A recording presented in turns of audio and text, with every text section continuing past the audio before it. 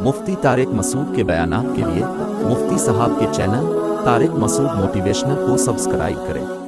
پہلے تو اللہ کا اس پہ شکر ادا کرنا چاہیے کہ کراچی میں بھی کچھ سردی پڑی الحمدللہ، بارشیں ہو گئیں۔ پہلی دفعہ میں دیکھ رہا ہوں سردیوں میں اتنی بارشیں، جہاں تک یاد پڑتا ہے ہمیں، تو اللہ کا شکر ادا کرنا چاہیے۔ اس کی وجہ سے خشکی ختم ہو گئی۔ اللہ کی جو نعمتیں ہیں، قرآن کہتا ہے لَتُسْأَلُنَّ يَوْمَئِذٍ عَنِ النَّعِيمِ، کہ تم سے قیامت کے دن نعمتوں کے بارے میں سوال کیا جائے گا۔ اللہ تعالیٰ نے انسان کی فطرت میں، نیچر میں لچک رکھی ہے۔ روبوٹ کی طرح نہیں بنایا انسان کو، مشین کی طرح نہیں بنایا۔ یہ اپنے آپ کو حالات کے لحاظ سے تبدیل کر سکتا ہے، اپنی دل کی کیفیات کو تبدیل کر سکتا ہے۔ جو بھی مشین ایسی ہو جس میں بار بار تبدیلی کا امکان ہو، اس مشین کو لازماً چیک کیا جاتا ہے، مینٹین رکھنے کی کوشش کی جاتی ہے۔ اسے ایسے ہی نہیں چھوڑ دیا جاتا کہ جیسے چاہے چلے۔ اللہ تعالیٰ نے انسان کو بھی ایک ایسی مشین بنایا ہے جو عام مشینوں کی طرح نہیں ہے، بلکہ اس میں ماحول کے لحاظ سے تبدیلی آتی رہتی ہے، باہر کے اثرات لیتا ہے۔ جیسے اس کی باڈی باہر کے ماحول سے متاثر ہوتی ہے، ایسے ہی اس کے اندر کا انسان بھی باہر کے ماحول سے متاثر ہوتا ہے۔ یہ اندر کا انسان کیا ہوتا ہے؟ آپ نے دیکھا ہوگا نا، کچھ ماہر نفسیات ہوتے ہیں جو کاؤنسلنگ کرتے ہیں۔ کیا یہ آپ کی آنکھیں ٹھیک کر رہے ہوتے ہیں بھائی؟ آپ کی ناک ٹھیک کرتے ہیں، یہ آپ کے گردے میں سے پتھری نکالتے ہیں، یہ آپ کی نفسیات کو سیٹ کرنے کی بولیں کوشش کرتے ہیں۔ تو یہ نفسیات کیا ہے؟ یہ اندر کا انسان ہے۔ احادیث میں باہر کے انسان سے زیادہ اندر کے انسان کی اصلاح کی کوشش پر زور دیا گیا ہے۔ ڈاکٹر باہر کے آدمی کو ٹھیک کرتا ہے، اس نے میڈیکل سائنس میں یہی کچھ پڑھا ہے۔ اندر ٹھیک کرنے کی طاقت اس میں بولے نہیں ہے۔ یہ خوب سمجھ لیں، اندر کا انسان ٹھیک کرنے کی اتھارٹی اللہ نے صرف پیغمبروں کو دی ہے، اور یہ صلاحیت بھی اللہ نے صرف پیغمبروں کو دی ہے۔ یہ صلاحیت نفسیاتی ڈاکٹروں کے پاس بولیں نہیں ہے۔ آج لوگ اپنا اندر ٹھیک کرنے کے لیے بھی ڈاکٹر سے رابطہ کرتے ہیں، سائیکالوجسٹ سے، سائیکیٹرک سے۔ یہ بہت بڑی مسٹیک ہے آپ کی۔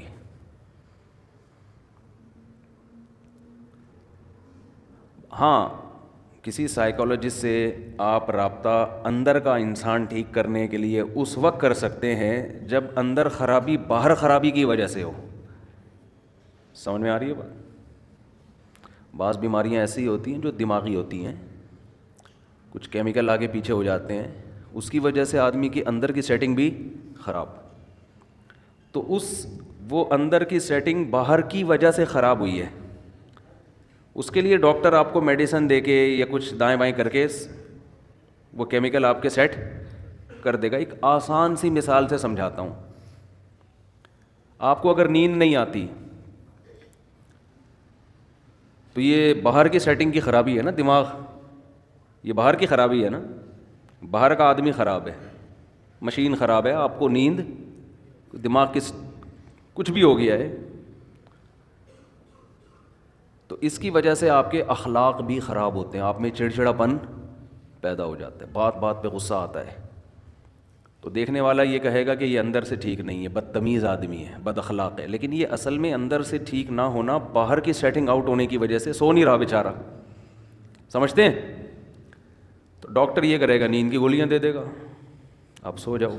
جب آپ کی نیند پراپر ہوگی تو آپ کے اخلاق کیا ہو جائیں گے؟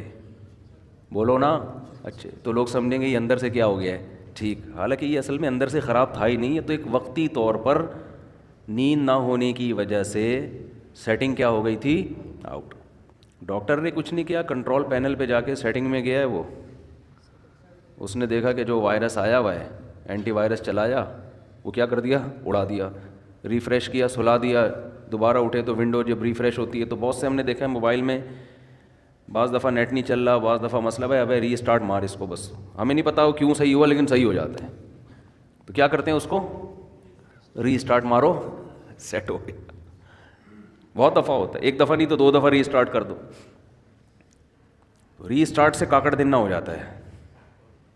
تو جب انسان سو کے اٹھتا ہے نا تو وہ بھی اصل میں کیا ہے، ری اسٹارٹ ہوتا ہے. دن بھر کی ٹینشنیں، پیسوں کے معاملات اور ویسے جسمانی تھکاوٹ، بیگم سے پھڈے، سسرال کے جھگڑے، سیاسی باتیں ہیں بھائی، وہ درجنوں ٹینشنیں لے کے بستر پہ دھڑام سے گرتا ہے اور دماغ کا کنیکشن اللہ اس دنیا سے ختم. وَجَعَلْنَا نَوْمَكُمْ سُبَاتًا، قرآن کہتے ہیں ہم نے تمہاری نیند کو سبات، سبت کاٹنے کو کہتے ہیں. عجیب چیز ہے نیند بھی. دیکھو نیند عجیب چیز ہے. آپ جب اپنے جسم کو تھکاتے ہو تو آرام کا طریقہ یہ ہے کہ جسم کام کرنا چھوڑ دے. جیسے آپ بازوؤں سے ویٹ اٹھا رہے ہو بالآخر تھکتا ہے نا آدمی کا ہاتھ تھک جائے گا. تو آرام کیسے دو، ویٹ اٹھانا چھوڑ دو. جم میں آپ نے دیکھا ہوگا ویٹ اٹھاتے ہیں، 15ویں سیٹ پہ جا کے چیخیں نکل رہی ہوتی ہیں نا، وہ آوازیں آ رہی ہوتی ہیں. تو اس کے بعد وہ تھوڑی دیر آرام کرتے ہیں، پھر دوبارہ اٹھاتے ہیں. تو آپ چل کے تھک جاتے ہو، اس کا حل کیا ہے، ٹانگوں کو تھوڑی دیر آرام دو، بیٹھ جاؤ. تھوڑی دیر کے بعد دوبارہ چلنے کے قابل ہو جاؤ گے، ریلیکس ہو جائیں گے نا آپ کے پاؤں. لیکن دماغ جو سارا دن سوچتا ہے نا، دماغ کا دیکھو، جس باڈی کا جو کام اللہ نے لگایا ہے اس سے وہ کام لینا چھوڑ دو تو باڈی ریلیکس ہو جاتی ہے. سمجھ رہے ہیں کہ نہیں سمجھ رہے ہیں بھائی؟ کام لینا چھوڑ دیں نا، ہاتھ سے وزن اٹھانا چھوڑ دیں تو ہاتھ کیا ہو جائیں گے، ریسٹ. چلنا چھوڑ دیں تو ٹانگوں کو کیا ملے گا، ٹانگوں کا کام ہے چلانا. اچھا آج کل ٹانگوں کا کام چلنا رہا نہیں ہے. آج کل ٹانگوں کا کام سوائے پینٹ پہننے کے، پینٹ باندھنے کے، کیونکہ اگر ٹانگ نہ ہوتی تو شلوار کہاں پہنتے ہم، پینٹ کہاں پہنتے. چلنا پھرنا لوگوں نے کیا کیا ہے، چھوڑ دیا ہے. ہر کام بائک پہ ہو رہا ہے، ہر کام بس میں ہو رہا ہے، ہر جہاز میں جا رہے ہیں، بسوں میں جا رہے ہیں. تو چلنا پھرنا گیا ختم.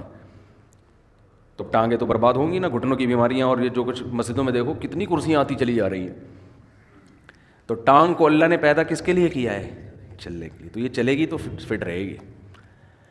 تو اب چل کے تھک گئے تو ٹانگ کا کام تھا چلانا، پاؤں کا کام تھا چلانا. پاؤں سے وہ کام لینا چھوڑ دیں وقتی طور پہ. جب تھک جائیں تو وہ دوبارہ کیا ہو جائیں گے، فریش ہو جائیں گے. اب دماغ کا کام کیا ہے، بولو نا.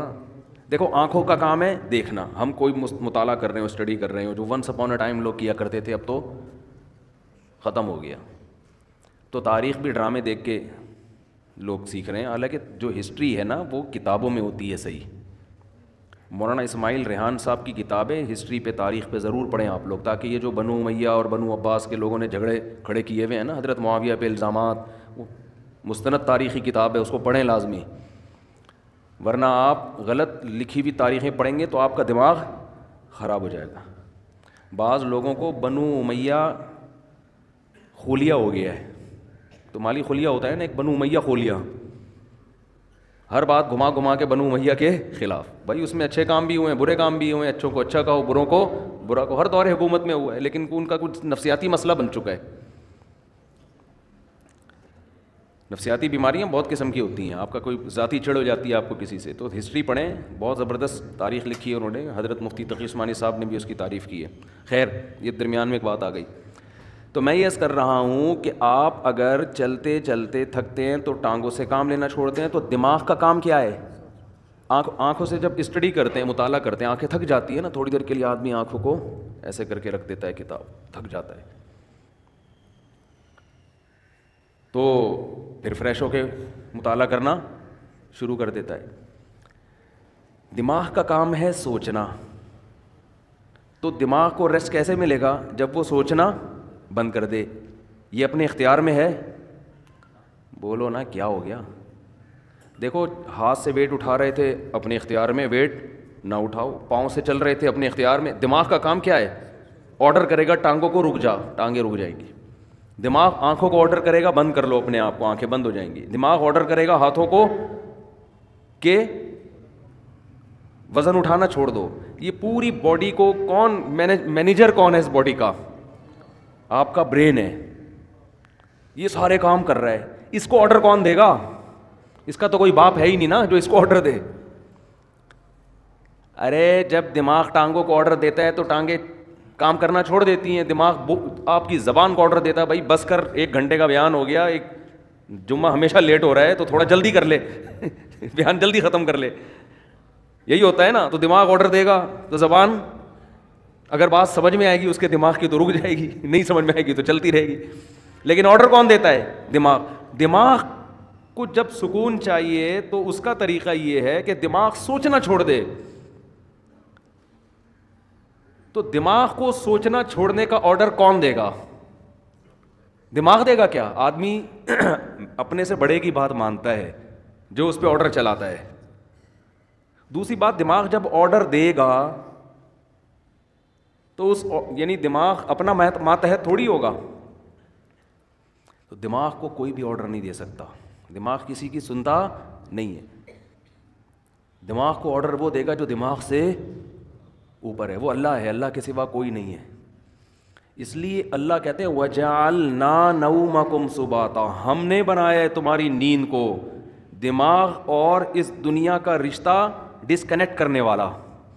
نیند کو اللہ نے ایسا بنا دیا کہ آپ کے دماغ کا اس دنیا سے کنیکشن کیا ہوتا ہے؟ ڈسکنیکٹ, سوئچ آف ہو جاتا ہے. تاریں کاٹ دی جاتی ہیں. جو دماغ کی تاریں ہیں نا جو پھیلی ہوئی ہیں, جو دیکھ رہا ہے دھوپ ہو رہی ہے, بارش ہو رہی ہے, نہیں ہو رہی ہے, گرمی ہو رہی ہے, سردی ہو رہی ہے, چمونی آپا کیا کر رہی ہیں, اور بیگم کچن میں کیا کر رہی ہے, اور میری بچی کا فون کیوں نہیں آیا, میرا بچہ ابھی تک کمبخت 3 بج گئے گٹر کے ڈھکن پہ کیوں بیٹھا ہوا ہے, صبح 1-1 بجے تک. یہ سارے مسائل کھوپڑی میں گھومتے ہیں کہ نہیں گھومتے؟ ہاتھ تھا کہ آدمی جب سونے کے لیے لیٹتا ہے تو اور زیادہ گھومنا شروع کر دیتا ہے. جب لائٹ آف ہوتی ہے تو اور دماغ فریش ہو کے سوچنا شروع کر دیتا ہے. اب آپ اپنے دماغ کو آرڈر دے کے سو جا. دماغ کبھی بھی آپ کے کہنے پہ بولو نہیں سوئے گا. آپ سمجھاتے نا, بے سو جا, بے سو جا, بے سو جا. اب جتنا دماغ اپنے آپ کو سونے کو آرڈر کرے گا اتنا ہی دماغ جاگے گا, کیونکہ آرڈر کرنے کے لیے جاگنا ضروری ہے. سوتا ہوا مینیجر کسی کو آرڈر نہیں کر سکتا. سمجھ میں آ رہی ہے بات کہ نہیں آ رہی ہے؟ سوتا ہوا آدمی اپنے ہاتھ کو آرڈر کر سکتا ہے؟ بولو. آپ جاگ رہے ہیں نا, آپ نے اپنے ہاتھ کو آرڈر کیا بھائی یہ گلاس پکڑ لے, گلاس پکڑ لیتا ہے. جب آپ سو رہے ہوتے ہو تو آپ کا دماغ آرڈر کرتا ہے اپنے ہاتھ کو کہ یہ گلاس پکڑ لے. کیوں؟ دماغ ابھی کیا کر رہا ہے؟ سو رہا ہے. تو سوتا ہوا دماغ جیسے آپ کے اعضاء کو آرڈر نہیں کر سکتا تو وہ اپنے آپ کو بھی آرڈر نہیں کر سکتا. اور جاگا ہوا جب تک ہے, آرڈر کرنے کے لیے جاگنا ضروری ہے, اور جاگا ہوا ہے تو سوئے گا نہیں, سویا ہوا ہے تو جاگے گا نہیں. تو یہ ایک دوسرے کے اپوزٹ ہیں. اس لیے دماغ اپنے آپ کو سونے کا آرڈر کبھی بھی نہیں کر سکتا. اس لیے کہتے ہیں کہ نیند آپ کے اپنے اختیار میں نہیں ہے. آپ کے اپنے اختیار میں بستر پہ سونے کے لیے لیٹنا اور لائٹ کو آف کر دینا, شور شرابے کو ختم کر دینا, یہاں تک آپ کے اختیار میں ہے. دماغ میں نیند مسلط کرنا یہ آپ کے اختیار میں نہیں ہے.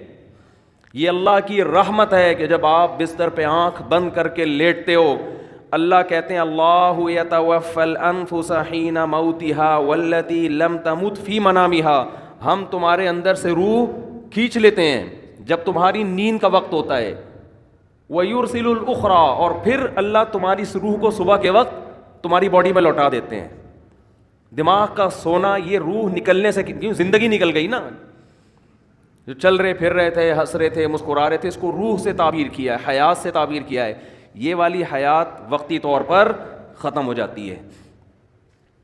تو یہ اللہ کی بہت بڑی نعمت ہے کہ اللہ آپ کا سبات کا مطلب اللہ آپ کا دماغ کا کنیکشن اس دنیا سے ڈسکنیکٹ. جب ڈسکنیکٹ ہوا تو سوچنا چھوڑ دیا دماغ نے. سوچنا چھوڑتا ہے تو وہ 4 5 6 8 اور کراچی میں تقریباً 13 گھنٹے سونے کے بعد وہ دماغ کیا ہو جاتا ہے, صرف فریش نہیں ہوتا بلکہ بیکار ہو جاتا ہے. وہ وجہ اس کی یہ کہ جب کسی باڈی کو بہت زیادہ آرام دے دیا جائے نا تو وہ اعضاء ناکارہ ہونا شروع ہو جاتے ہیں. آپ واکنگ کرتے ہو, چلتے چلتے چلتے چلتے تھک گئے, پھر بیٹھو آپ, پھر اتنا بیٹھو جتنے میں ٹانگیں ریلیکس ہو جائیں. جب ریلیکس ہو گئی, سکون مل گیا, پھر چلو یا کوئی اور کام کرو. لیکن آپ ایسے بیٹھے بیٹھے درد کی آپ کی کمر تھک گئی تو آپ لیٹ گئے. اب آپ ایسے لیٹے کہ پولیس بھی آ کے نہیں آپ کو اٹھا سکتی, تو تھوڑے دنوں میں آپ بیٹھنے کے قابل رہیں گے ہی نہیں, تھوڑے دنوں میں آپ چلنے کے قابل رہیں گے ہی نہیں. تو ایسے یاد رکھیں دماغ کو بھی آرام چاہیے ایک حد تک. اتنا سونا کہ دماغ کو جتنا آرام چاہیے تھا فریش ہو گیا, پھر سوئے جا رہا ہے, پھر سویا ہے, تو اس کا مطلب دماغ میں سوچنے سمجھنے کی صلاحیت ختم ہونے والی ہے تھوڑے دنوں میں. بھینس میں سوچنے کی صلاحیت ہوتی ہے, ایک ہی جگہ کھڑے زندگی گزار دیتی ہے وہ. کیا خیال ہے؟ اگر اس میں سوچنے کی صلاحیت ہوتی نا, وہ لاتیں مار مار کے بھگاتی ہے آپ کو, کم از کم ٹیکا نہ لگانے دیتی. وہ کہتی ہے بھائی میرا دودھ نکال لیا, کھلا لیا, پلا لیا, بس صحیح ہے, 5 کلو 10 کلو بہت ہے تمہارے لیے. کتنا دودھ دیتی ہے مجھے تو پتہ نہیں, 10 کلو 15 کلو جو بھی ہے, اب کافی ہے. اب یہ کیا ٹھوک ٹھوک کے مجھے ایک نچوڑ میری ہڈیوں کا جوس کیوں نکال رہا ہے تو. بھینس کو کوئی ہوش نہیں ہوتا, استعمال ہی نہیں ہو رہا اس کا دماغ. سوچے گی تو دماغ سوچنے سے اس کی طاقت بڑھتی ہے, خوب سمجھ لیں. یہ جو بادام کھا کے دماغ کی طاقت کو بڑھی ہے, ابھی موضوع نہیں ہے, جلد کہاں نکل رہا ہوں میں, اصل موضوع کی طرف جلدی سے آتا ہوں. جلدی سے ایک صحت کی بات ہے نا, پارسل ہو جانی چاہیے. یہ خوب سمجھ لیں کہ آج کل جو صحت بنانے کے ٹوٹکے آپ لوگ یوٹیوب پہ دیکھ رہے ہو نا, یہ کھانے سے یہ چیز تیز ہوتی ہے, یہ کھانے سے یہ ہوتا ہے, کچھ بھی نہیں ہوتا اس سے. مرو گے کھا کے مر جاؤ گے. بم جیسے دھماکہ ہوتا ہے نا, ایسے ایک دن مر کے ہلاک ہو جاؤ گے. کھانا صرف اسی کے لیے ٹھیک ہے جو اپنی انرجی کو یوٹیلائز کر رہا ہو, ورنہ یہ جو کھا رہے ہو نا یہ گلے پڑ جائے گا دنیا میں بھی آخرت میں بھی. مت کھاؤ یوٹیوب پہ دیکھ کے کہ نہار میں اتنے بادام کھانے چاہیے, تو اتنا پستہ کھانا چاہیے, اخروٹ کھانے سے دماغ تیز ہوتا ہے, اور فلاں چیز کھانے سے, اور گاجر کا حلوہ سے خون بنتا ہے, اور اخروٹ کے حلوے. جو کھا رہے ہو جتنا یہ بھی بہت زیادہ ہے. ایک گلاس صبح دودھ پینے سے یہ فائدہ ہوتا ہے, نہیں ہوتا فائدہ بالکل ہی. یہ ان لوگوں کے لیے ہوتا ہے جو دودھ کو پھر یوٹیلائز کریں, انرجی کہیں کھپے تو صحیح. پورا ناشتہ آپ نے کر لیا ڈبل روٹی انڈوں پراٹھوں کے ساتھ, اس کے بعد ایک گلاس دودھ کی جگہ نہیں ہے اس میں, یہ کیلشیم نہیں پیدا کرے گا, یہ بیماریاں پیدا کرے گا. سمجھ میں آ رہی ہے کہ نہیں آ رہی ہے؟ گاجر کا حلوہ خون نہیں بنائے گا, شوگر کا بیمار کرے گا آپ کو. کھویا کھا رہے ہیں جی, بہت زبردست ہے صحت کے لیے. جتنی خوراک ہم کھا رہے ہیں, میں اگر قسم اٹھا کے بولوں تو جھوٹی قسم نہیں ہوگی, یہ چاہے آپ اس میں زیتون پی لیں, یہ زیتون بھی گلے پڑے گا آپ کے. زیتون کی بھی ایک حد تک ہے نا. سب سے پہلی بات تو یہ کہ آپ کر کیا رہے ہیں. میں ایسے طاقتور لوگوں کو جانتا ہوں, ان کی خوراک اتنی تھوڑی ہے کہ آپ کہو گے یار اس تکلف کی آپ کو ضرورت کیا ہے. ٹھیک ہے, تو جیسے خوب ذہن میں رکھیں, انسان کی میں صحت بنتی ہے ورزش کرنے سے, ایکسرسائز کرنے سے. تھوڑا کھائے اچھا کھائے, یا تو جم جا رہا ہو نا, کوئی اتنے ڈنڈ پیل رہا ہو پھر بکرے پھوڑ دے, کوئی مسئلہ نہیں ہے. اتنا زیادہ ایکسرسائز کر رہا ہو جیسے یہ جم والے کر رہے ہوتے ہیں, پھر بکرے کھا لیں, کوئی اپنے خرچے پہ اگر کھا رہے ہیں. لیکن آپ کے لیے بکرے کا گوشت, مچھلی, دودھ, مکھن اور وٹامن ڈی کے لیے اور پتہ نہیں کیا کیا لے رہے ہیں, یہ کوئی اس سے اور مرو گے, صحیح ہے نا, برباد ہو جاؤ گے, اس کا کوئی فائدہ نہیں ہے. تو یہ جب ہے جب آپ کی انرجی استعمال, ورنہ اتنا کھاؤ بس جتنا چل رہے ہو, جتنی انرجی آپ کے استعمال ہو اتنا کافی ہے. صبح نہار میں ایک چمچہ شہد لے لیا, کافی ہے سارا دن. میرا تو مشورہ یہی ہے, 2 کھجورے بہت ہیں سارا دن. کیا کر کیا رہے ہیں, آفس میں جا کے بیٹھنا ہے, یہ ایکسرسائز ہو رہی ہے. کمپیوٹر کی نا وہ کی بورڈ پہ بٹن دب رہے ہیں, یہ انگلی کے چلانے کے لیے کیا بکرا چاہیے آپ کو ہے بھائی؟ اس کے لیے آپ کو کیا بکرے کھانے ہیں جو آپ کی ایکسرسائز ہو رہی ہے؟ یہاں سے بیٹھے آپ بس میں یا اپنی گاڑی میں چلے گئے, اس کے لیے اگر ڈرائیور رکھا ہوا ہے تو وہ یہ جو اتنی استعمال ہو رہی تھی نا, یہ بھی نہیں ہو رہی. اور اگر خود چلا رہے ہو تو زیادہ سے زیادہ یہ مسئلہ آپ کے تھوڑا سا یوں مڑ گئے تھوڑا سا. اور جو کراچی میں ایک تھوڑا سا آپشن اچھا آپ کے پاس یہ ہے کہ جگہ جگہ کھڈے آئیں گے آپ کے, تو اس سے گاڑی کے جم بھی ان کا بھی زنگ ختم ہوگا اور آپ بھی تھوڑا سا ریڑھ کی ہڈی پہ تھوڑا سا دباؤ, اچھل کے نیچے گرو گے. بھائی یہ ایکسرسائز ہو رہی ہے, تو اس کے لیے نہ پروٹین کی ضرورت ہے آپ کو, نہ کوئی آپ کو کارب کی ضرورت ہے, اس کے لیے آپ کو روزے رکھنے کی ضرورت ہے. سمجھ رہے ہیں, کثرت سے روزے رکھ کے فٹ فاٹ رہیں گے آپ. خیر یہ تو الگ. تو اسی میں یہ بھی ذہن میں جو اہم بات بتانا چاہ رہا تھا میں, کہ دماغ جو ذہین بنتا ہے استعمال کرنے سے بنتا ہے. بادام دوسرے درجے کی چیز ہے. جو آدمی بادام نہ کھائے لیکن دماغ سے سوچتا ہے, اس کا دماغ بادام کھائے بغیر زیادہ تیز ہوگا. دیکھو جو مزدور لوگ ہوتے ہیں, یہ بوریاں اٹھاتے ہیں نا اپنی کمر پہ بڑی بڑی, ان کی کمر مضبوط ہوتی ہے کہ نہیں ہوتی؟ کیا یہ بکرے کھاتے ہیں؟ کیا یہ انڈے پھوڑتے ہیں؟ میں نے تو مزدوروں کی خوراک دیکھی ہے, سادہ سوکھی روٹی پانی کے ساتھ کھا رہے ہوں گے. وجہ کیا ہے کہ کمر وزن اٹھانے میں استعمال ہونے کی وجہ سے ان کی کمر بکرا کھائے بغیر بھی زیادہ مضبوط ہے. اور آپ روزانہ نہار منہ 2 انڈے پھوڑ رہے ہیں, پراٹھے پھوڑ رہے ہیں, پھر ڈائٹ پلان ڈاکٹر نے آپ کو ٹوپی ڈرامے کے کر کے دیا ہوا ہے, ڈائٹ پلان نا, کہ آپ یہ کھائیں اور اتنے یہ آپ کی بہترین خوراک ہو گئی. اس کے بعد بھی حال دیکھو, حال تو دیکھو نا ہے کیا, نہ بازو سے وزن اٹھتا ہے نہ کمر سے. آسان مثال بتاتا ہوں, یہ جو گھروں میں ماسیاں کام کرنے آتی ہیں یہ زیادہ پاورفل ہوتی ہیں, یہ ہمارے گھروں کی خواتین زیادہ پاورفل ہوتی ہیں؟ بولو ماسیاں. خوراک کس کی اچھی ہوتی ہے؟ خوراک تو ہمارے گھر کی خواتین کی بہت زبردست ہوتی ہے. وہ جناب بریڈ بھی ہے, اس میں انڈے بھی ہیں, اور اس میں بریڈ تو خیر کوئی زبردست خوراک نہیں ہے, انڈے بھی ہیں اور مچھلی بھی ہے اور یہ سب کچھ چل رہا ہوتا ہے نارمل گھروں میں. لیکن وہ ماسی کی کمر میں پورا گھر پہ پوچھا لگائے گی, کبھی اس کو یہ نہیں ہوگی کہ آج میرے کمر میں درد ہے. اور بچہ بھی گود میں ہوگا, اس کو فیڈ بھی کرا رہی ہوگی. وہ بچہ گود میں بٹھا کے کمر پہ بٹھا کے پورے گھر کا پوچھ. وجہ کیا ہے کہ وہ محنت مشقت والے کاموں کی عادی, اس میں پاور زیادہ ہے. تو اسی طرح خوب ذہن میں رکھیں کہ دماغ میں جو ذہانت پیدا ہوتی ہے, دماغ کا زنگ جو ختم ہوتا ہے, وہ بادام کھانے سے نہیں ہوتا, اخروٹ کھانے سے نہیں ہوتا. اس میں سب سے پہلے کیا چیز ہے؟ استعمال. آج بچوں کا دماغ استعمال نہیں ہو رہا, بڑوں کا دماغ استعمال نہیں ہو رہا. پب جی دماغ استعمال نہیں, دماغ کو کند بناتا ہے.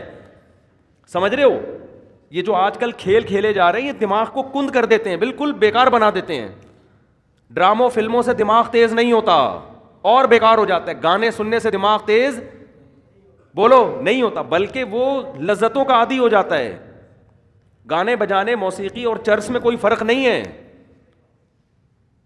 وقتی چسکا ہے. جیسے چرس کا چسکا ہے ایسے ہی موسیقی کا بھی ہے. تھوڑے دن میں, تھوڑی وقت میں اس میں بور, اور پھر اس کو مزید کچھ آگے کی چیز چاہیے. تو دماغ میں اگر آپ نے تیزی پیدا کرنی ہے تو سوچو, سمجھتے ہو, استعمال کیا کرو, پلاننگ کیا کرو صبح صبح اٹھ کے. پھر اس کے بعد جب دماغ آپ کا سوچنے سے تھکے گا تو بجائے الٹی سیدھی چیزیں کھانے کے اخروٹ کھا لو. اس سے کیا ہوگا؟ اس سے دماغ کو طاقت ملے گی. بادام کھا لو, اس سے دماغ کو طاقت ملے گی. پھر اچھی اچھی چیزیں کھاؤ اپنے خرچے پہ. لیکن جو پہلے جو بڑے بڑے ذہین لوگ پیدا ہوئے ان کو تو اخروٹ میسر نہیں تھے, لیکن کیسے کیسے کام کیے انہوں نے. میں نے ڈاکٹر ذاکر نائک سے پوچھا, آپ اتنے تیز ہو, آپ ایسے حوالے آپ کو رٹا لگائے ہوئے یاد ہیں, کیا آپ کون سی مارکیٹ سے بادام خریدتے ہیں؟ انہوں نے کہا کہیں سے بھی بادام نہیں خریدتے. کیوں؟ دماغ کیا کیا ہے؟ استعمال کیا ہے نا. استعمال کر کر کے کیا ہو گیا؟ تیز ہو گیا. تو بچوں کو بھی دماغ استعمال کروایا کرو. اور دماغ اگر آپ کے پاس استعمال کرنے کا کوئی طریقہ آپ کو سمجھ میں بالفرض اگر نہیں آ رہا تو 2-3 کام ایسے ہیں جن میں دماغ بہرحال کھپتا ہی ہے. قرآن حفظ کرنا شروع کر دیں, اس میں دماغ استعمال بولو نا یار ہوگا. نمبر 2, کوئی زبان سیکھنا شروع کر دیں, اس میں دماغ بہت کھپتا ہے. کوئی زبان سیکھنا, کوئی نئی زبان سیکھنا شروع کر دیں. عربی سیکھ لیں, انگریزی سیکھ لیں, جن کو اردو نہیں آتی وہ اردو سیکھ لیں. کوئی بھی زبان جب آپ نئی سیکھنا شروع کرتے ہو تو دماغ بہت آپ کا استعمال ہوتا ہے اس میں. اور یہ خوب سمجھ لیں کہ 40-45 سال کے بعد جو آدمی ایکسرسائز نہیں کرتا بہت تیزی سے بڑھاپے کی طرف جاتا ہے. سمجھ رہے ہیں؟ کیونکہ اب جسم ریورس ہونا شروع. جو ایکسرسائز کرتا ہے اس کی اسپیڈ کم ہو جاتی ہے, وہ دیر تک جوان رہتا ہے نا.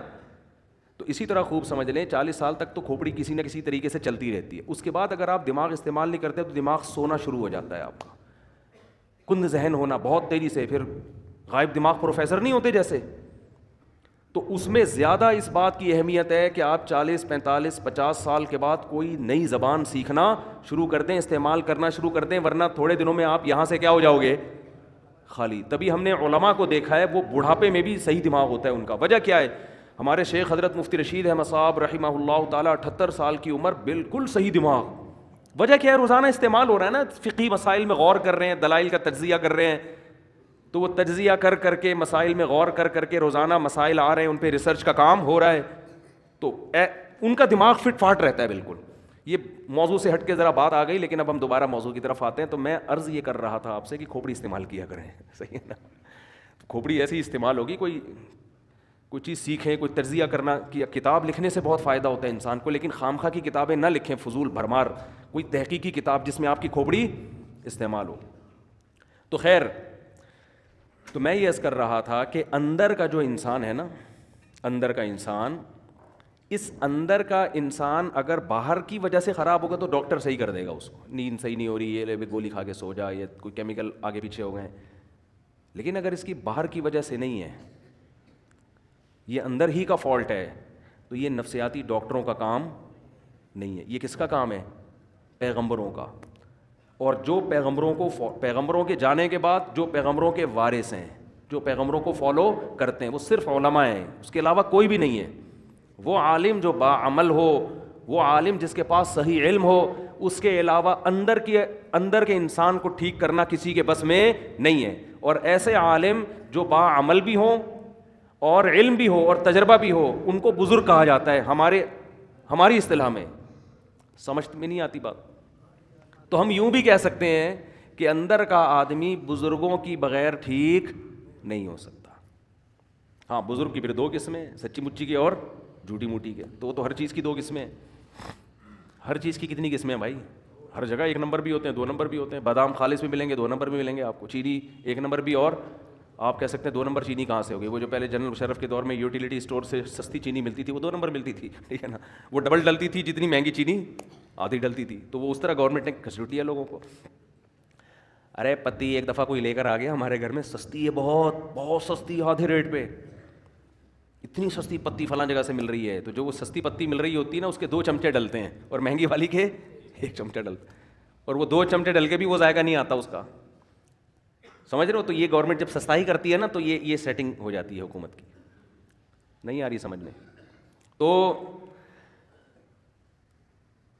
ہر چیز میں جب 2 چیزیں ہوتی ہیں, 1 نمبر بھی اور موبائل 1 نمبر 2 نمبر ہوتے ہیں کہ نہیں ہوتے؟ تو یہ کہنا کہ سارے بزرگ ہی غلط ہوتے ہیں. اب بعض لوگ کہتے ہیں ان لوگ کے بزرگ غلط ہیں, تو اپنے والے لے آؤ, تمہارے بزرگ مارکیٹ میں ہے ہی نہیں, ٹھیک ہے نا بھائی. آپ لے آؤ نا کوئی بزرگ, تو بزرگوں کے بغیر تو اندر کا آدمی ٹھیک ہوگا نہیں, یہ تو ممکن نہیں ہے. بزرگ کا مطلب ہی یہی ہوتا ہے جس کا علم, تجربہ, تقوی, یہ تینوں چیزیں زیادہ ہوں, اور پیغمبر صلی اللہ علیہ وسلم کو فالو کر رہے ہوں. کیونکہ پیغمبر کی اطاعت کے بغیر آپ اندر کے آدمی کو ٹھیک نہیں کر سکتے. خود نہیں ٹھیک ہو سکتا, دوسروں کو کیسے ٹھیک کرے گا؟ یہ اسلام کا دعویٰ ہے, یہ ہوائی باتیں نہیں ہیں. آج لوگ ماہر نفسیات سے اپنے اندر کو ٹھیک کروا رہے ہیں. کچھ باتیں ان کی اچھی ہوتی ہیں, میں یہ نہیں کہہ رہا کہ 100% غلط ہوتے ہیں. وہ جو ان کی ٹھیک باتیں ہوتی ہیں وہ تو اسلام پہلے کر چکا ہے وہ باتیں. لیکن صحیح معنوں میں آدمی اندر سے ٹھیک جبھی ہوگا جب کس کو فالو کرے گا؟ پیغمبروں کو. اور پیغمبر کے دنیا سے جانے کے بعد علماء کو فالو کرے گا, صحیح علماء کو, اہل حق علماء, ورنہ اندر سے ٹھیک ہو ہی نہیں سکتا. میں آپ کو ایک واقعہ بیان کرتا ہوں جس سے آپ کو سمجھ میں آئے گا کہ آج کل ماہر نفسیات, سب نہیں بھائی, سب نہیں ایسے ہوتے, بہت سے ماہر نفسیات نے مذہب بھی پڑھا ہوا ہوتا ہے, اور بہت سے تھوڑی سی کھوپڑی بھی استعمال کر لیتے ہیں. لیکن ہو کیا رہا ہے؟ ایک کیس آیا, ایک خاتون گئی ماہر نفسیات کے پاس, انہوں نے بتایا کہ آپ اپنے دل کی بات بتائیں. انہوں نے کہا کہ میرے میاں ایسے, میرے میاں ویسے, میرے میاں یوں, میرے میاں وہ, جو خواتین کے اپنے میاں کی خرابیاں بیان کی. ماہر نفسیات نے کہا کہ آپ گھنٹہ بات سنی تسلی کے ساتھ. بعض لوگ تو سنتے ہی نہیں ہیں بات کو نا, آپ سنو تو صحیح اگلا کیا رہا ہے. انہوں نے کہا میاں سے علیحدگی لے لو, آپ ٹھیک ہو جاؤ گی. آپ کا فالٹ کیا ہے؟ آپ کا فالٹ کیا ہے؟ میاں. تو میاں سے کیا لے لو؟ علیحدگی لے لو. میاں کے بارے میں سب سے پہلے تو یہ پوچھنا چاہیے کہ آپ کو ان سے چڑ کیوں ہے, اس میں خرابی کیا ہے. سمجھ رہے ہیں؟ میاں کے بارے میں پوچھا گیا کیا خرابی ہے؟ نان نفقہ دیتا ہے, ہاں جی نان نفقہ, بولو دیتا ہے. میاں جو بھی میاں بیوی کے ازدواجی تعلقات ہوتے ہیں بعض دفعہ وہ نہیں ہوتے 2-2 3-3 سال سے, تو عورت ڈپریشن میں جاتی ہے. وہ ہوتے ہیں ہاں جی, وہ بھی بھرپور ہو رہے ہیں. جوائنٹ فیملی میں رکھا ہوا ہے میاں نے, ساس بہو نہیں جی, ساس کا کوئی چکر نہیں, الگ گھر لے کے دیا ہوا ہے. میاں آتے کتنی دفعہ جی, اتنا ٹائم میاں مجھے دیتے ہیں. کھوپڑی تھوڑی سی استعمال کرنی چاہیے. یہ سب باتیں جب کر لی ہیں تو اب آپ اس خاتون کو سمجھائیں کہ محترمہ فالٹ میاں میں نہیں ہے, فالٹ کس میں ہے؟ بولو آپ. وہ کہہ رہی ہے اس سے طلاق لے کے نا جاب کرو. کیا کرو؟ جاب کرو. آپ ازدواجی زندگی اختیار نہ لے کے چلو. یہ میں زیادہ ڈیٹیل میں نہیں جاؤں گا اس میں نا, کیونکہ پھر بعض لوگ سمجھ جاتے ہیں کس کی بات ہو رہی ہے. میں زیادہ ڈیٹیل میں نہیں جاؤں گا, میں کھل کے بات کر نہیں پا رہا. جزوی واقعات ہوتے ہیں نا لوگوں کے. یہ ایک واقعہ ہوتا نا تو ہم کہتے ہیں کہ یہ جو ہے ماہر نفسیات سے غلطی ہو گئی ہے. یہ بہت زیادہ واقعات ہیں. ہمارے ہاں اکثر ماہر نفسیات مذہب سے بالکل فارغ ہیں. اس خاتون کو یہ حل بتایا جا رہا ہے کہ ڈیورس لو اور جاب کرو. یہ نہیں پتا کہ یہ جب ڈیورس لے گی ایسے میاں سے جس میں کوئی بڑا فالٹ نہیں ہے, کیونکہ میں بھی جانتا ہوں ان کی حالات کو, کوئی بڑا فالٹ نہیں ہے. تو جب یہ ڈیورس لے کے جاب کر کے, عورت کی ضرورت صرف جاب تھوڑی ہے, اور طلاق یافتہ عورت نکاح کس سے کرے گی؟ ہمارے ہاں بعض ڈاکٹروں کو اس سے کوئی غرض نہیں ہے. وہ کہیں گے کیا ضرورت ہے ان سب چیزوں کی. زنا کو پیشہ بنا سکتی ہے ایک عورت, زنا کی طرف مائل ہو سکتی ہے ایک عورت. تو ایسے الٹے الٹے مشورے ہونا یہ چاہیے کہ عورت کو یہ سمجھایا جائے کہ بیوی شوہر کا اتنا بڑا حق اللہ نے رکھا ہے کہ اگر کسی کو سردے کا حکم ہوتا تو عورت کو حکم ہوتا کس کو سردہ کرے؟ شوہر کو. وہ جو بار بار زوجہ کے پاس آ رہا ہے نا, تو اس کو بھی تعبیر کیا شہوت پرست ہے. یہ بھی تو کہا جا سکتا ہے کہ اس کو تم سے محبت اتنی ہے کہ تمہارے بغیر رہ نہیں سکتا, لیکن اس کو تعبیر کیا جا رہا ہے کہ شہوت پرست. اپنی خواہش پوری کرنے کے لیے رکھا ہوا ہے اس نے. ہر چیز کو کہاں لے کے جانا؟ الٹا. میں بہت سی ایسی ماہر نفسیات خواتین کو جانتا ہوں جن کے اپنے گھر بسے ہوئے نہیں ہیں.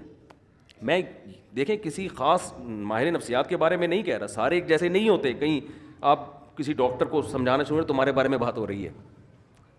ایسے ماہر نفسیات کو جانتا ہوں جو لوگوں کی کاؤنسلنگ کرتے کرتے کرتے خود ڈپریشن کے مریض بنے اور بالآخر دماغی توازن کھو بیٹھے. ان میں غم برداشت کرنے کی طاقت نہیں تھی. سمجھتے ہو کہ نہیں سمجھتے؟ تو اندر کے آدمی کو ٹھیک کرنا میرے بھائی یہ ڈاکٹروں کا کام نہیں ہے. ڈاکٹر کو بھی چاہیے پیغمبروں سے پوچھے کہ میں اندر سے کیسے ٹھیک ہوں گا. یہ ڈاکٹروں کا کام نہیں ہے. انسان کی 2 حیثیتیں ہیں, ایک اس کی باڈی ہے, جسم ہے.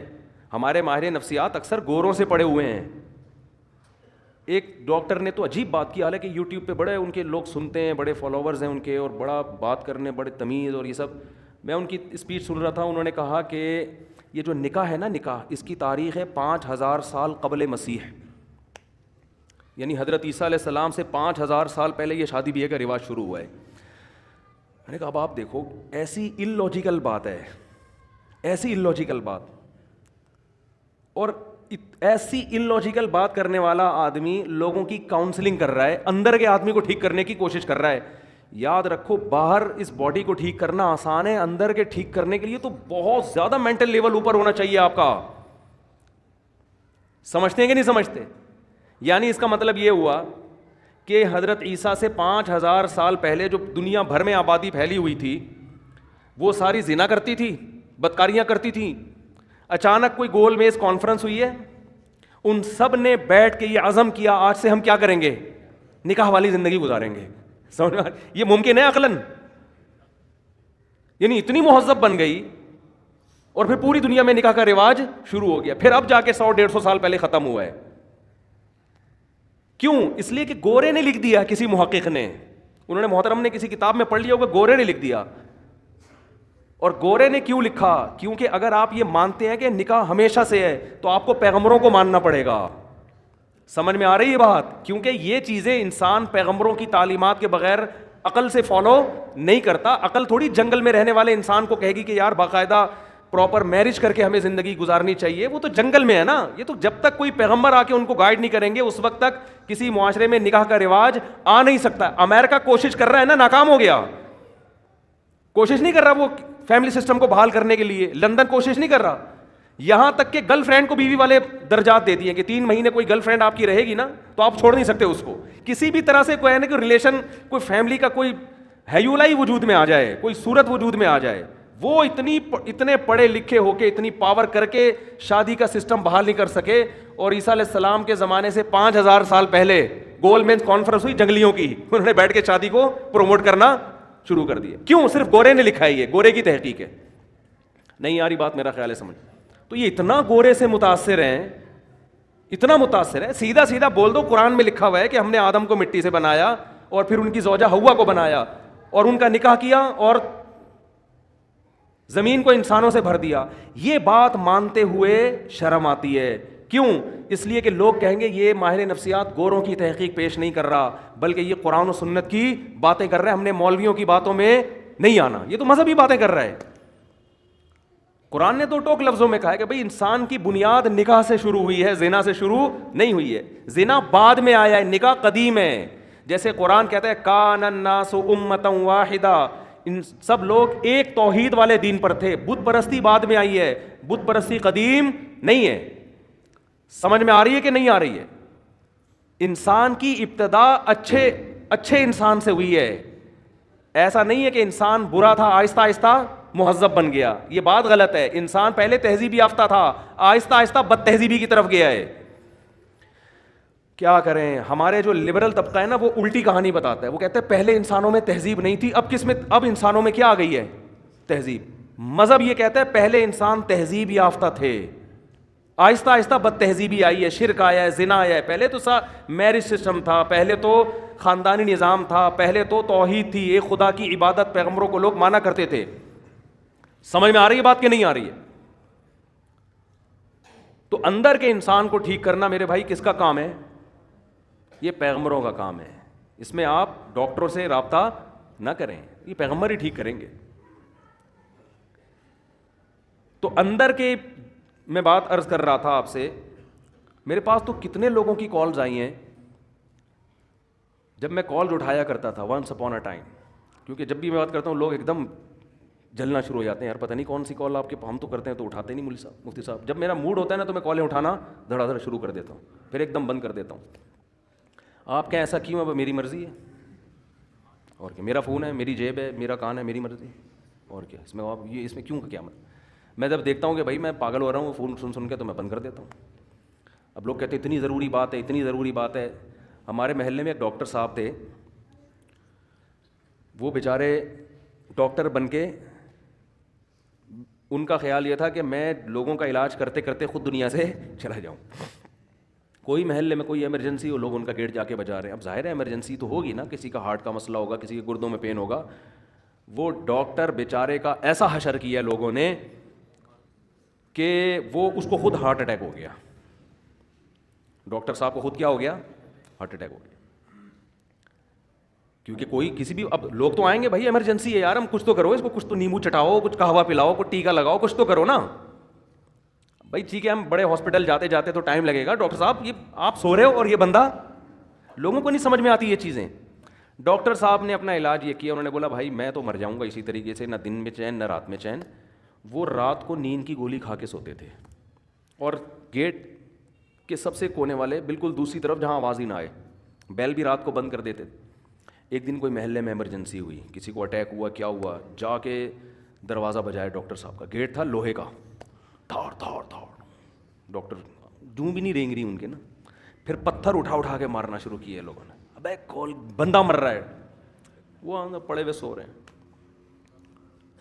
وہ اپنا فجر کی نماز کے پابند تھے، اٹھ کے آئے تھے بہت اچھے. اپنی والدہ کی خدمت کی وجہ سے امریکہ کا انہوں نے ویزا مسترد کر دیا. امریکہ ان کو جاب مل رہی تھی بہت اچھے. انہوں نے کہا میری ماں کی خدمت کرنے والا کوئی بھی نہیں ہے. تو یہ نہیں کہ اولڈ ہاؤس میں عیدی سینٹر میں جمع کرا کے اماں کو نکل جاؤ. انہوں نے کہا نہیں میں نہیں جاؤں گا. اچھے آدمی تھے. سب سے پہلے تو اپنی ماں ہے نا. تو مجھے وہ منظر یاد ہے، پتھر مار رہے ہیں تاڑ تاڑ تاڑ. میں نے کہا اتنے بم دھماکے. پوری محلہ نکل آتا تھا، وہ نہیں اٹھتے تھے. وہ اپنا آرام سے فجر کے بعد اٹھ کے آتے، نماز پڑھتے. کیا ہوا کہ ان کو کوئی غرض ہی نہیں اس سے. وہ کہتے بھائی میں خود ہارٹ پیشنٹ بن چکا ہوں، ایسے تو ہر دوسرے دن کوئی آئے گا، کبھی کسی کا کوئی ایمرجنسی. ایک خدمت کا بھی ایک اصول ہے نا، ایک طریقہ ہے، اس طریقے سے ہوگی. لوگ کہتے ہیں ہم کس سے مسئلہ پوچھیں، آپ اگر اتنی ایمرجنسی میں فون نہیں اٹھاؤ گے تو بھائی میں اکیلا پوری دنیا میں مفتی نہیں ہوں. آپ بنوری ٹاؤن فون کرو، آپ جامعہ فاروقیہ فون کرو، گوگل پہ سرچ کرو، بنوری ٹاؤن کا نمبر آئے گا، جامعۃ الرشید کا نمبر آئے گا، دارالعلوم کرنگی کا نمبر آئے گا، آپ پنجاب میں ہو تو جامعہ اشرفیہ کا نمبر آئے گا. یہ سارے دین کے ادارے ہیں، آپ کو شرعی مسائل بولو بتائیں گے، تو آپ کو بتائیں گے، یہ گائیڈ کریں گے. تو ہر وقت نہیں اٹھایا جا سکتا فون. جب میں سمجھتا ہوں اب بالکل وہ پرانا جو دماغ یعنی فریش ہو گیا نا، پھر میں فون اٹھانا شروع کر دیتا ہوں. ہو سکتا ہے بھائی کوئی بیچارہ واقعی. تو یہ اسٹائل ہے ہمارا. آپ کہہ سکتے ہیں ٹائم متعین کرتے، وہ کر کے دیکھا وہ بھی نہیں بن پا رہا. اس میں پھر لوگوں مجھے کوئی ایمرجنسی کام پڑتا ہے تو لوگوں کو پھر فون نہیں اٹھا پاتا. خیر تو اور بار بار یہ بات عرض کر رہا ہوں، اب بھی لوگ میرے پاس آ کے مسلط ہو جاتے ہیں کہ ہمیں رشتہ بتائیں، رشتہ بتائیں، رشتہ بتائیں. میں نہیں بتاتا رشتہ، میں مارنا پیٹنا شروع کر دوں گا. مذاق نہیں کر رہا میں. انسان کی برداشت کی ایک انتہا. کل بھی ایک صاحب آئے ایسے باتوں میں نے گننے بن کے ایسے آرام سے آ کے یوں کر کے بیٹھ گئے، اور ایسے نا یوں کر رہے ہیں جیسے بالکل مجھے کوئی کام ہے ہی نہیں. اسٹائل سے میں سمجھ گیا بیٹا یہ بندے کو رشتہ چاہیے. تو میں نے کہا میں کام کر رہا ہوں اپنا، مصروف تھا میں نا آفس میں. انہوں نے کہا آپ کرتے ہیں نا، میں آرام سے بیٹھا ہوں یہاں پہ. مجھے پتا تھا کہ اتنا نیک نہیں. پھر وہی تھوڑی دیر میں رشتے کی بات، وہ اگر میں آپ کے بیان سن کے بہت متاثر ہوا ہوں، اگر کوئی ایک آدھ کہنا یہ چاہ رہے تھے اچھی سی بیوہ مل جائے. میں نے کہا بھائی میں رشتے نہیں کراتا. پھر بھی نہیں کہہ رہے ہیں چلے میں ویسے ہی بیٹھا ہوں، کوئی ہو تو بتائیں. میں نے کہا آپ تشریف لے جائیں، بڑی مہربانی آپ کی. تو خیر آپ کہہ سکتے ہیں اتنا نیک کام ہے آپ کیوں نہیں کر رہے. بھائی اگر ہمارے پاس اس سے زیادہ اچھے کام کرنے کا موقع نہیں ملے گا تو میں یہ والا کام شروع کر دوں گا. اس سے زیادہ ضروری کام ہے. یہ کام کوئی دوسرا بھی کر سکتا ہے. علامہ شبیر احمد عثمانی رحمہ اللہ نے لکھا ہے کہ اگر کوئی عالم راستے میں سبیل کھول کے بیٹھ جائے پیاسوں کو پانی پلانے کے لیے تو گنہگار ہوگا، ثواب نہیں ملے گا اس کو. اس لیے کہ اس کے لیے عالم بننے کی کیا ضرورت تھی. کبھی کسی ڈاکٹر کو دیکھا کلینک بند کر کے لوگوں کو مٹکے لے کے پانی پلا رہا ہو، آ جا بھائی فری میں شربت پلا رہا ہو. کبھی کسی ڈاکٹر کو دیکھا آپ نے، یا کلینک بند کر کے رشتوں کی دکان کھول کے بیٹھا ہوا ہو. مجھے بتاؤ جنا ہاسپٹل میں کوئی اچھا سرجن ہے، کبھی اس کے پاس گئے کہ حضرت میری کوئی اچھی سی شادی کراتے ہیں؟ وہ کہے گا ابے تو گردے کٹوانا ہے، تو پتھری نکلوانی ہے، تو میرے پاس آ. یہ کوئی شادی دفتر نظر آ رہا ہے تجھے؟ اب آپ اس کو یہ دلیل دو گے کہ انسانیت کی خدمت نہیں کر رہے آپ. وہ کہے گا میں یہ جو چاپڑ لے کے بیٹھا ہوں یہاں پہ، چھری چاپڑ، یہ کیا کر رہا ہوں میں؟ گوشت کاٹنے کے لیے بیٹھا ہوں یہاں پہ؟ میں قصائی نظر آ رہا ہوں تجھے؟ میں زیادہ بڑا کام کرنے کے لیے بیٹھا ہوں، لوگوں کے دل کا آپریشن کر رہا ہوں، میں وال سیٹ کر رہا ہوں. تو شادی دفتر بنے میرے بھائی رشتوں کے لیے. آپ کہہ سکتے ہیں پھر شادی کی باتیں کیوں کرتے ہو؟ تو باتیں تو قرآن نے بھی کی ہیں، ترغیب دی ہے. نکاح کی ترغیب دینا یہ علماء کا ٹاپک ہے، شادیاں کرانا یہ علماء کا ٹاپک نہیں ہے. سمجھتے ہو؟ نکاح کی ترغیب تو ہم ترغیب نہیں دے رہے رشتے والے، وہ ہمارا کام ہے، وہ قرآن و سنت کا کام ہے. تو یہ نہیں کیا کریں بہت زیادہ، اس میں آدمی کو پھر ہوتا ہے پھر میں بد اخلاقی پہ آؤں گا، ایک دفعہ بول دیتا ہوں نہیں کراتا، پھر وہ بیٹھ جاتا ہے، پھر چپک جاتا ہے. بھائی نہیں ہے، ناممکن ہے، ہوگا بھی تو بھی نہیں بتاؤں گا میں. جاؤ. اچھا اتنے تیز ہوتے ہیں، وہ کہہ رہے وہ آپ اس کو بتا رہے تھے نا، اس کو کیا بتا رہے تھے؟ حالانکہ اس کو بھی میں ٹرخا رہا تھا ٹرخا رہا تھا اس کو بھی میں. تو ہمارا کام مردوں کو نہلانا ہمارا کام نہیں ہے. دیکھو ہم غسل دینے کا طریقہ بتائیں گے، مردے آپ خود نہلایا کرو اپنے. ایک صاحب مجھے کہنے لگے صاحب اتنا ثواب کا کام ہے، آپ محلے میں جا کے مردے کیوں نہیں نہلاتے؟ کسی کی میت ہوتی ہے آپ کیوں نہیں جا کے نہلاتے اس کا مردہ؟ اتنا ثواب ہے اس میں. میں نے کہا دیکھو خود نہانا بھی تو ثواب ہے نا. کہتے ہیں نہیں لوگوں کو مردوں کو نہلانا آتا نہیں ہے، اس لیے آپ جا کے نہلا دیا کریں، ثواب مل. میں نے کہا لوگوں کو تو خود بھی نہانا نہیں آتا، غسل کے فرائض معلوم نہیں ہے، تو میں جا کے بالٹیاں پانی ڈالوں گا ان کے اوپر؟ یہ ہے سنت طریقہ. بھائی ہم طریقہ بتائیں گے، چاہے مردے کو نہلانے کا ہو یا خود نہانے کا ہو. نہانا آپ نے خود ہے تو آپ اپنی میت کو خود نہلائیں گے. بیٹا باپ کو نہلائے گا، بھائی بھائی کو نہلائے گا، بیٹی ماں کو نہلائے گی. یہ تو عیدی سینٹر سے بھی یہ کام نہ کروایا کرو، بری حرکت ہے. میت کو عیدی سینٹر بھیج دینا نہلانے کے لیے انتہائی گھٹیا حرکت ہے. تمہارے باپ جس کی موت ہوئی ہے کمبختوں، بہت افسوس ہوتا ہے مجھے کہتے ہوئے، کم از کم آخری خدمت تو خود کر لو اس کی. اتنی نفرت اس کی باڈی سے کہ عیدی سینٹر بھیج دیا جاؤ، نہلا کے لے آؤ اس. کس مذہب نہ ہونا اور یہ پڑھا لکھا طبقہ جو ہمارا جس طرف جا رہا ہے, اللہ کی پناہ ہے, 100 دفعہ اللہ کی پناہ مانگتے ہیں ہم اس کلچر سے کہ کم از کم یار آخری خدمت بیٹی ماں کی کر لے, اس کو خود نہلا تو دے. ایسا ہوتے ہیں جیسے کوئی تعلق ہی نہیں ہے اس سے. تو یہ کام علماء کا ہے نہیں, میتوں کو نہلانا, میتوں کو کفن دینا. بعض لوگ پروفیشنل بیسس پہ یہ کام کر رہے ہیں, ان سے کروائیں آپ, یا ویسے ہی کوئی فی سبیل اللہ کر رہا ہے تو کرو, میں نہیں کروں گا یہ کام. سمجھتے ہو؟ تو بات کہاں سے کہاں چلی جاتی ہے یار. میں عرض کر رہا تھا بھائی اندر کے آدمی کو ٹھیک کرنا کس کا کام ہے؟ یہ پیغمبروں کا کام ہے. یہ میں عرض کر رہا تھا کہ جب میں فون سنا کرتا تھا, ابھی بھی کبھی کبھار اٹھا لیتا ہوں, کتنے لوگوں کی کالز آئی ہیں کہ ہم نفسیاتی ڈاکٹروں سے علاج کر رہے تھے, ڈپریشن کے مریض بنے ہوئے تھے, مگر آپ کے بیان سن کے وہ ڈپریشن ہماری ختم ہو, گولیاں چھوٹ گئیں. میں اپنی خدا نخواستہ تعریفیں نہیں کر رہا, یہ میرا کمال نہیں ہے, یہ اسلام کا کمال ہے, مذہب کا کمال ہے. اور یہ میرے واقعہ نہیں, تبلیغی جماعت میں کتنے لوگ ہیں جنہوں نے وقت لگایا اور ڈپریشن ان کی ختم. میرے والد صاحب سفر کر کے آ رہے تھے, والد صاحب نے اپنا واقعہ مجھے سنایا. بہت کہنے میں لاہور سے کراچی آ رہا تھا ٹرین میں, تو ایک صاحب بیزار تھے, بیوی بچوں سے گھریلو جھگڑے تھے, انہوں نے کہا میں کراچی جا کے خودکشی کروں گا. والد صاحب سے ان کی گپ شپ ہوئی نا. یہ وہ دور تھا جب بہت کم لوگ تبلیغی جماعت کو جانتے تھے, بہت پرانا واقعہ ہے. ہمارے والد صاحب اللہ ان کی عمر میں برکت دے, تبلیغ سے اس وقت جڑے تھے جب مکی مسجد میں 2 صفیں ہوا کرتی تھیں. حضرت شیخ الحدیث مولانا زکریا رحمۃ اللہ علیہ سے براہ راست تعلق رکھا انہوں نے. تو ٹرین میں آمنے سامنے بات چیت ہوئی, بندہ خود کچھ آپ کہہ سکتے ہیں لاہور میں ہی کیوں نہیں کر لی, کوئی حکمت ہوگی کہ بھئی کراچی جا کے مروں گا, بڑا شہر ہے, واللہ عالم, مجھے پوری ڈیٹیل معلوم نہیں ہے. جو مجھے واقعہ کی روح یاد رہ گئی. تو والد صاحب نے اس کو سمجھایا دین کیا ہے. انہوں نے, جب آدمی انہیں پریشانی میں ہوتا ہے دین وین سمجھ میں نہیں آتا, کہتا ہے میرا ارادہ ہے بس جا کے میں مر جاؤں گا. تو ان کو والد صاحب نے کہا میرے کہنے پہ نا ایک دفعہ مکی مسجد چلے جاؤ. اس وقت مکی مسجد میں شب جمعہ ہوتا تھا. ایک دفعہ کہاں چلے جاؤ؟ مکی مسجد. ایک دفعہ مرنا ہی ہے نا, تو وہاں جا کے ایک ٹرائی کر لو, ایک رات جمعرات کی وہاں گزار لو, اس کے بعد مر جانا. اس نے کہا چلو بھائی, مرتا کیا نہ کرتا. چلا گیا. والد صاحب گھر آ گئے. اب کوئی فون وون کا استعمال نہیں ہوتا تھا اس وقت, موبائل فون کے کوئی رابطہ ہو, ختم ہو گئی قصہ. والد صاحب کا ایڈریس اس نے لے لیا تھا. تو والد صاحب نے بتایا کئی مہینے کے بعد اس کا خط آیا کہ وہ ایک رات میری زندگی تبدیل کرنے کے لیے کافی تھی. اس نے بتایا میں نے اتنی بڑی داڑھی رکھ لی ہے, جماعت میں 4 مہینے لگا دیے, اور مجھے جو سکون ملا ہے میں آپ کا شکر ادا نہیں کر سکتا.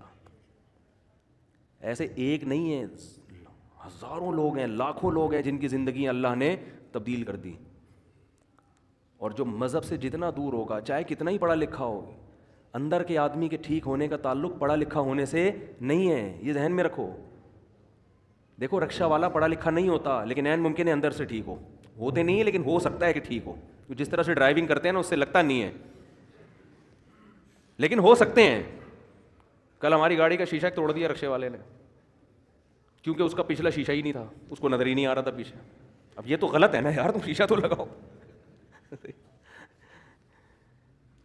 پر پچھلے ہفتے ایک صاحب پیچھے بیٹھے ہوئے تھے, رکشے والے نے ایسے ٹن مارا رکشہ الٹ گیا, ان کی ٹانگ کٹ گئی, ٹوٹ گئی, جوان آدمی کی.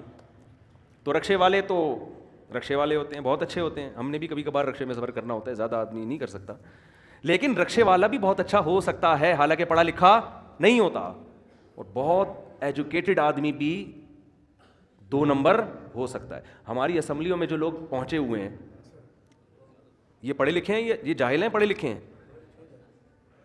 پڑھے لکھے ہیں نا. تو آپ دیکھو نا ملک کا حشر کیا ہوا انہوں نے. جب سے پاکستان بنا ہے زیادہ تر پڑھے لکھے لوگ ہی اسمبلیوں میں جا رہے ہیں, زیادہ تر. میں بیان میں کچھ چیزیں بیان کروں گا تو لوگ کہیں گے مفتی صاحب لو بھائی آپ نے ہماری سیاست شروع کر دی ہے.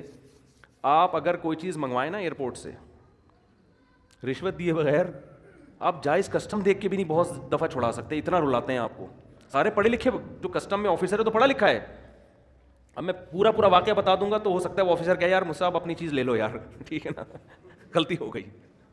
میں پورا واقعہ نہیں بتا رہا, آدھا تو بتا ہی دیا ہے نا, آدھا تو بتا ہی دیا. تو آپ کسٹم دے کے بھی نہیں اپنی چیز چھڑا سکتے یار. اتنی ڈپریشن, اتنی ٹینشن دیتے ہیں بندے کو. جو لوگ بزنس کر رہے ہیں اگر بزنس میں یہ رشوت کا ماحول ختم ہو جائے, کتنے سکون سے لوگ ایکسپورٹ کریں چیزوں کو, امپورٹ کریں, کیسی ہنسی خوشی زندگی گزرے گی کہ نہیں گزرے گی. ایک عذاب جان ہے. اب یہ جو نسلا ٹاور گرایا ہے نا, اس میں کیا ہوا ہے, جن گورنمنٹ کے آفیسرز نے پرمیشن دی ہے کہ آپ یہاں بنا سکتے ہیں, قصور تو ان کا ہے نا, قصور تو ان کا ہے. 40 سال ہو جاتے ہیں, 30 سال ہو جاتے ہیں, لوگ رہ رہے ہیں ایک گھر میں, پوری زندگی ان کی وہاں گزر گئی, اور جناب عدالت سے نوٹس آتا ہے کہ غیر قانونی جگہ ہے. اور اب ایک آدمی جو فلیٹ خرید رہا ہے اسے کیا پتا کہ غیر, وہ تو سارے ڈاکومنٹ دیکھے گا. ڈاکومنٹیشن کا نظام اتنا پیچیدہ ہے کہ وہ ایک عام آدمی کی سمجھ میں ہی نہیں آتا کہ یہ ہے کیا. کہیں بھی چلے جاؤ نا اداروں میں, آپ دیکھو حال کیا ہے, اتنی پریشانیاں, اتنی پیچیدگیاں. تو یہ تو سارے پڑھے لکھے لوگ ہیں. تو اندر کا آدمی ٹھیک کرنا میرے بھائی, یہ پڑھے لکھے لوگوں کا کام نہیں ہے. اندر سے ٹھیک ہونے کے لیے ضروری ہے کہ پیغمبروں کو فالو کرو. تو میں جو بات لے کے چلا تھا, وقت بھی پورا ہو گیا ہے, کیونکہ مجھے بھی اندر سے ٹھیک ہونے کے لیے کی بہت سخت ضرورت ہے نا, تاکہ ٹائم پہ بیان ختم کروں میں.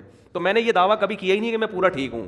میں تو آپ کو بتا رہا ہوں کہ اگر میں نے بھی اپنے آپ کو ٹھیک کروانا ہوگا تو بزرگوں سے ہی رابطہ کروں گا. میں بزرگ کے علاوہ ہمارے پاس کوئی آپشن نہیں ہے. سمجھتے ہو, کوئی آپشن نہیں ہے. تو میں یہ عرض کر رہا تھا کہ اندر کے انسان کو ٹھیک کرنے کے لیے نا, دیکھو باہر کے پارٹ سے, یہ آپ کا ہاتھ ہے, آپ کی ٹانگیں, آپ کی آنکھیں, ناک, کان, یہ سارے باہر کے پارٹس. یہ قوتیں, آنکھ جب 6/6 ہو, اس کا مطلب ہے بالکل صحیح ہے. کانوں میں ایک حد تک سننے کی صلاحیت ہو, اس سے زیادہ بڑھے گی تو بھی مر جائیں گے آپ. ہر چیز سن رہا ہے کان نا آپ کے, تو ذرا سا دھماکہ ہوگا آپ کو محسوس بہت زیادہ ہوگا, آپ کا دماغ ویسے ہی پھٹ جائے گا. تو جتنا اللہ نے سننے کی طاقت دی ہے, اس میں کمی بھی نہیں آنی چاہیے اور اس میں اضافہ بھی نہیں ہونا چاہیے. ایسا ہی ہے کہ نہیں ہے؟ کیا خیال ہے بھائی؟ دانت میں اتنی طاقت ہے کہ لوہے بھی چبا رہے ہو آپ, تو خطرناک ہے آپ کے لیے, اس لیے کہ پھر آپ لوہا چبا کے کھا جاؤ گے, پیٹ تھوڑی برداشت کرے گا. یہ دانت اتنا ہی چبا سکتا ہے جتنا میدا آپ کا برداشت کر سکتا ہے, اس سے زیادہ دانت کو بھی اللہ نے صلاحیت نہیں دی ہے. تو ہر چیز کو اللہ نے خاص اعتدال کے ساتھ رکھا ہے. تو خوب سمجھ لے, اندر کے انسان کی بھی کچھ قوتیں ہیں جو محسوس ہوتی ہیں, نظر نہیں آتی. اندر کی قوتوں میں ایک قوت ہے خوف, ڈرنا, ایک قوت ہے محبت کرنا. تو یہ جو خوف ہے, خوف, اس کو بھی مینٹین کرنے کی ضرورت ہے. کس سے ڈرنا ہے اور کتنا ڈرنا ہے. اگر اس کو بے لگام چھوڑ دو گے, جس سے نہیں ڈرنا اس سے بہت زیادہ ڈرے گا, جس سے ڈرنا ہے اس سے بالکل بھی نہیں ڈرے گا. جیسے بچہ جو ہے نا, بچہ, آپ چھوٹا بچہ جو ناسمجھ ہوتا ہے اس کے سامنے شیر لا کے بٹھا دو, عین ممکن ہے وہ نہ ڈرے, اس کو پتہ ہی نہیں کہ یہ ہے کیا. سمجھ رہے ہیں؟ عین ممکن ہے کہ وہ نہ ڈرے. اور آپ اس کے سامنے ایک موم بتی رکھ دو یا کوئی ڈراؤنی سی چیز لا کے رکھ دو, ہو سکتا ہے وہ ڈر جائے, حالانکہ وہ کھلونا ہے, وہ ڈرنے کی چیز نہیں ہے. تو بچے کو آہستہ آہستہ سمجھایا جاتا ہے کہ اس سے ڈرنا چاہیے اور اس سے نہیں ڈرنا. اچھا, جانوروں میں یہ آٹومیٹک ہے. مرغی کا ایک دن کا چوزا ہوگا, بلی کو دیکھ کے ڈرے گا, بچہ بلی کو دیکھ کے نہیں ڈرے گا. جب وہ دیکھے تھوڑا بڑا ہو جائے گا نا, سمجھدار, پھر ڈرنا شروع کرے گا, ورنہ نہیں ڈرتا وہ, حالانکہ وہ نقصان پہنچا سکتی ہے اس کو. ہماری چھوٹی بچی ہے, اس کو بلی کا نہیں پتا تھا نا کہ بلی بھی مار سکتی ہے. اس نے بلی کو اٹھا کے ایسے ایسے یوں کر کے, ابے ہم نے کہا بھائی کو, اس نے, وہ بلی بھی گھنی بن گیا نا بڑے آرام سے. ہم نے کہا تو بلی انجوائے کر رہی ہے, ورنہ ہم یہ پنگا بلی سے نہیں لے سکتے. تو بلی نے سمجھا کہ شاید یہ مجھے جھولے دلا رہی ہے, لیکن ماں باپ بچاتے ہیں نا بھائی, مار دے گی پنجا ونجا, غصہ آ گیا, بچوں کو نہیں ہوش ہوتا. تو خوب سمجھ لیں, اندر کا خوف کس سے کتنا ہو, اس کو لگام دینے کی ضرورت ہے. اگر یہ بھی آپ مینٹین نہیں رکھتے ہو, یہ بھی ہمیں شریعت نے بتایا کس سے ڈرنا ہے اور کتنا ڈرنا ہے, کس سے زیادہ ڈرنا ہے اور کس سے کم ڈرنا ہے. تو سب سے زیادہ شریعت نے بتایا کہ ڈرنا کس سے ہے, اللہ سے ڈرنا ہے. اور کتنا ڈرنا ہے, اتنا نہیں کہ خوف مسلط ہو جائے. اللہم اقسم لنا من خشیتک ما تحول بہ بیننا و بین معصیتک, اے اللہ ہمارے دل میں اپنا اتنا خوف پیدا کر دے جو گناہ اور ہمارے درمیان رکاوٹ بن جائے. بس اس سے زیادہ خوف نہیں چاہیے. ایک خاتون نے مجھے واٹس ایپ پہ آڈیو بھیجی مسئلہ پوچھنے کے لیے کہ میں تصوف کے فلانی منزل پر ہوں, تو میں کوئی بزرگ تلاش کر رہی ہوں کہ مجھے تصوف کی یہ والی منزل تک پہنچا دے. پتہ نہیں 17ویں منزل یا 16ویں منزل, سمجھ رہے ہیں بات کو. اور وہ کیفیات نہیں بن پا رہی اور وہ نہیں ہو رہا وغیرہ وغیرہ وغیرہ. کوئی بزرگ چاہیے مارکیٹ میں ایسے بزرگ, ان کے بقول شارٹ چل رہے ہیں. یہ تو میں اپنی تعبیر کر رہا ہوں, انہوں نے یہ شارٹ واٹ کا لفظ استعمال نہیں کیا. شادی شدہ خاتون ہیں, شوہر ہیں, بچے ہیں, تو میں مطمئن نہیں ہو پا رہی, میں چاہ رہی ہوں کہ یہ والی منزل اور پھر یہ تصوف میں پھر وہ جو پتہ نہیں کون کون سی تصوف کی اصطلاحات. میں نے ان کو جواب دیا, میں نے کہا آپ یہ سب کچھ اللہ کو راضی کرنے کے لیے کر رہی ہو؟ ہاں جی اللہ کو راضی کریں. میں نے کہا 5 ٹائم نماز پڑھیں, اللہ توفیق دے رات کو تہجد پڑھ لیں, 24 گھنٹے میں کم از کم ایک دفعہ اللہ کے سامنے لمبی دعا مانگنے کا معمول بنا لیں. گریوی بھی ہے, تہجد گریوی ہے. اور زیادہ نیک بننا ہے صبح شام کی تسبیحات, سمجھیں, فجر کے بعد 100 دفعہ تیسرا کلمہ یا چوتھا کلمہ درود شریف استغفار, اور شام کو بھی. اور اپنے میاں کو کی شکر گزار بنیں, بچوں کی تربیت کی فکر کریں. اتنا صحت کے لیے بولو کافی. اور میں نے ان کو کہا کہ آپ تصوف کی کتابیں پڑھنا بند کر دیں, ورنہ آپ کی کھوپڑی اوپر سے کیا ہو جائے گی, آؤٹ ہو جائے گی. میں تصوف کا منکر نہیں ہوں. صوفیہ کرام جو پہلے مجاہدے کرواتے تھے نا, اس کا مقصد بھی یہی تھا. یہ چیزیں جب آدمی کتابیں پڑھ کے کرنا شروع کرتا ہے نا, یا ایسے لوگوں سے کہ مجھے ڈر تھا کہ ایسا بزرگ نہ مل جائے ان کو کہیں, وہ ان کو ایسے وظیفے بتا کے پتہ نہیں کون سی منزل پہ پہنچا دے. وہ بھائی اپنے حدیث میں آتا ہے عورت جنت میں نہیں جا سکتی جس کا شوہر اس سے خوش نہیں. اپنے گھر کو فوکس کرو, اللہ کی یہ عبادت کافی ہے. اور عورتیں تو ویسے بھی دماغی طور پہ کمزور ہوتی ہیں, ان پہ زیادہ آپ بوجھ ڈالیں گے تو وہ تو بالکل سیٹنگ آؤٹ ہو جائے گی. تو حدیث میں آتا ہے اللہ سے اتنا خوف مانگ. اور میں نے کہا اگر کبھی کوئی گناہ ہو جائے, غلطی ہو جائے, تو اللہ سے گڑ گڑا کے توبہ کرو اور بھول جاؤ پھر اس کو. تو نبی صلی اللہ علیہ وسلم نے دعا سکھائی, اللہم اقسم لنا من خشیتک ما تحول به بیننا وبین معصیتک. اے اللہ اتنا خوف چاہیے ہمیں کہ جو ہمارے اور گناہ کے درمیان رکاوٹ. آج اتنا خوف بھی نہیں ہے, اور جس میں ہے وہ وہمی بن جاتا ہے. اس خوف کو بھی اعتدال پہ لانے کی ضرورت ہے. یہ ساری چیزیں نا انسان کو کے دماغ کو مینٹین رکھنے کے لیے, جیسے گاڑی کی سروس ہوتی ہے, آئل چیک کیا جاتا ہے, بائکوں کی سروس ہوتی ہے, ٹیوننگ ہوتی ہے, اسی طرح انسان کی بھی سروس اور ٹیوننگ کی ضرورت ہے.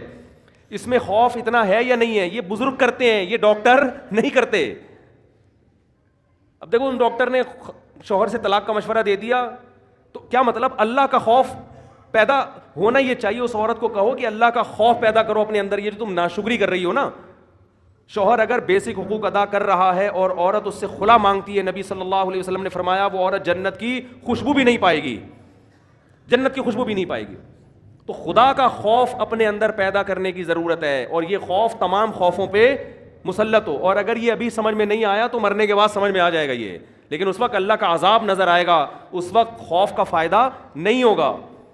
تو محبت کتنی پیدا کرنی ہے, خوف کتنا پیدا کرنا ہے, لالچ کتنی پیدا کرنی ہے, حرص کتنی پیدا کرنی ہے, طمع کتنی ہونی چاہیے, یہ ساری چیزیں پیغمبر بتاتے ہیں کہ اس میں اعتدال کیا ہے. کیونکہ وقت مکمل ہو چکا ہے, یہ ٹاپک ابھی بہت زیادہ باقی ہے, تو پھر موقع ملا اگلے ہفتے اس کو لے کے انشاءاللہ چلیں گے کہ یہ تمام چیزیں کیسے مینیج ہوتی ہیں اور کیسے اپنے اندر پیدا کی جاتی ہیں. خوف پیدا کیسے ہوگا, سمجھتے ہیں کہ نہیں سمجھتے؟ محبت کیسے پیدا ہوگی, خوف کیسے پیدا ہوگا, کس سے محبت کرنی ہے, کتنی کرنی ہے, یہ تمام چیزوں میں انسان کو تربیت کی ضرورت ہوتی ہے. اور جب تک یہ ساری چیزیں اعتدال پہ نہیں آتی, انسان کو سکون کبھی بھی نہیں. وہ اندر سے بگڑا ہوا ہوتا ہے, تو جب بگڑا ہوا ہے تو جیسے اوپر سے بگڑے ہوا ہو تو سکون ملتا ہے. آپ کی آنکھ میں تکلیف ہو, آپ کے گھٹنے میں تکلیف ہو, آپ کی شوگر اپ اینڈ ڈاؤن ہو رہی ہے تو سکون میں ہوگے. تو ایسے ہی میرے بھائی اندر کا انسان اگر اوپر نیچے کلابازیاں کھا رہا ہے اور اس کی اندر کی قوتیں ان میں اعتدال نہیں ہے, تو اندر کا انسان بھی انسان کا بچہ نہیں بن سکتا, اور اس کو سکون نہیں, بلکہ زیادہ بے سکون ہوگا وہ. اللہ تعالی ہمیں پیغمبروں کی تعلیمات پر عمل کرنے کی توفیق عطا فرمائے. وما علینا الا البلاغ.